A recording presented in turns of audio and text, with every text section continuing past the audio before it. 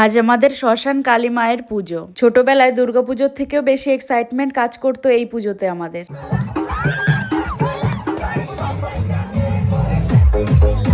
কারণ তখন সব বন্ধু বান্ধবীরা একই জায়গায় থাকতাম আমরা, কিন্তু এখন আর যেন কিছুই এক নেই। এর আগের বছর বাড়িতে ছিলাম না বলে মন খারাপ করছিল, আর এবার বাড়িতে থেকেও আর আসতে ইচ্ছা করছিল না। অনেকেই দূরে আছিস আর তাদেরকে আমি খুব মিস করছিলাম। তারপরও এটা ভেবেই আসলাম এর পরের বার হয়তো মায়ের পুজো দেখতেই পারবো না।